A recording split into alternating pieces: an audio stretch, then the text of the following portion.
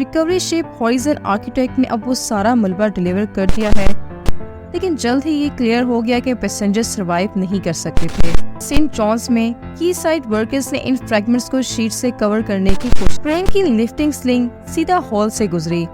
अभी तक जो टाइटेनियम फ्लैंजेस दिखाई देते थे, ये वो मेटल रिंग्स हैं जो टाइटन के carbon fibre cylindrical hole, hemispherical domes and caps के दरमियान इंटरफेस है। सबमर्सिबल के पीसेस जो टाइटैनिक की डीप डाइव पर इम्प्लोड हो गए थे, वेडनेसडे के दिन कनाडा के सेंट जॉन्स में अनलोड किए गए। रिकवरी शिप हॉरिजन आर्किटेक्ट ने अब वो सारा मलबा डिलीवर कर दिया है जो वो अटलांटिक सी फ्लोर पर जमा था। पेलाजिक रिसर्च सर्विसेज के चीफ एग्जीक्यूटिव एड कैसिनो और उनकी कंपनी ने रिमोटली ऑपरेटेड व्हीकल ROV भेजी, जिसने फौरी तौर पर सबमर्सिबल रिमेन्स को तलाश किया। इनकी कंपनी का ROV ओडेसिस 6 के रिसर्च एफर्ट में वाहिद था जो टाइटैनिक के मलबे की डेप्थ तक पहुंचने में कामयाब रहा।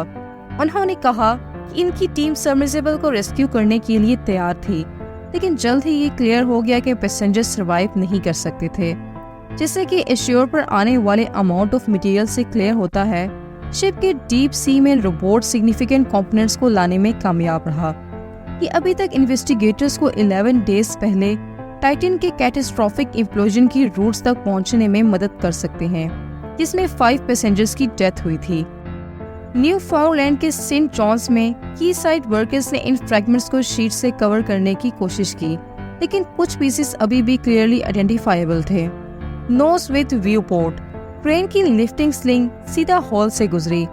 अभी तक ये नहीं मालूम कि एक्रेलिक विंडो अब कहाँ है, लेकिन इसकी स्ट्रेंथ के बारे में ये कंसर्न शो किए गए थे कि क्या ये 4 किलोमीटर डेप्थ में प्रेशर का मुकाबला कर सकता है, लेकिन सेंट जॉन्स में रिकॉर्ड की गई पिक्चर्स में अभी तक इसकी एब्सेंस में कुछ नहीं रीड किया जा सकता है। टाइटेनियम एंड रिंग्स, एश्योर पर लाया गया जो टाइटेनियम फ्लैंजेस दिखाई देते थे, ये वो मेटल रिंग्स हैं जो टाइटन के कार्बन फाइबर सिलेंड्रिकल होल के दोनों एंड्स पर चिपके हुए हैं। इसके बाद फ्लैंजेस एंड कैप्स के साथ कॉन्टैक्ट में आते हैं। अमेरिकन एंड कैनेडियन अथॉरिटीज के साथ जो इन्वेस्टिगेशंस जारी हैं, इनमें फ्लैंजेस और कार्बन फाइबर में इनका ज्वाइन होना काफी इम्पोर्टेंट होगा। यूके के साउथहैम्पटन यूनिवर्सिटी में professor of marine autonomy Blair Thornton का कहना है कि मेरे ख्याल में जिन की पार्ट्स को देखना है वो acrylic window and the titanium hemispherical domes and caps के दरमियान इंटरफेस है। मलबे के सेवरल बैग्स वेटिंग ट्रक्स पर उठाए गए हैं, लेकिन उनमें क्या है इस बात का अभी तक कोई आइडिया नहीं है। हो सकता है कि उनमें कार्बन फाइबर के पीसेस हों। रेयर इक्विपमेंट बे, एश्योर पर आने वाली लार्जर आइटम्स में से एक रेयर इक्विपमेंट बे था। अगरचे ये डाइविंग करते वक्त एक पॉइंटेड टेल कोन से कवर था, लेकिन ये एक ओपन केज था। पिक्चर्स से ये क्लियर होता है कि इसे बहुत ज्यादा नुकसान पहुंचा है क्योंकि ये फट गया था। इनमें लॉन्ग प्रोट्रूडिंग रोड्स को नोटिस करें। ये एक एंटीना है जो इरिडियम सैटेलाइट फोन नेटवर्क के साथ कनेक्ट होता है जब सब सी सरफेस पर होता है। Remains of landing frame, waiting trucks पर long metal struts landing frame की रिमेन्स हैं जो टाइटन एक फ्लैट सरफेस पर बैठने के लिए यूज करता था, जैसे कि वर्कशॉप में ये अपने लॉन्च पर्च पर।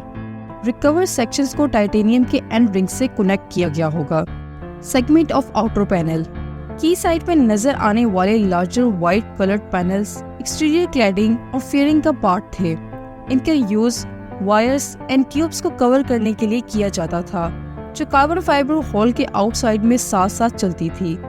कुछ ने इन पैनल्स को हॉल फ्रैगमेंट्स के तौर पर डिस्क्राइब किया है, लेकिन कार्बन फाइबर प्रेशर वेसल्स के pieces black, thick and rigid होंगे, जबकि ये व्हाइट पैनल्स इनके ऑपोजिट बेंड हुए थे जब इन्हें ट्रक पर उतारा गया था। आज की वीडियो में इतना ही। अगर आपको हमारी वीडियो पसंद आए तो इसे अपने दोस्तों के साथ जरूर शेयर कीजिएगा और हमारे चैनल को सब्सक्राइब कीजिएगा। मिलते हैं अगली वीडियो में। Till then, bye bye.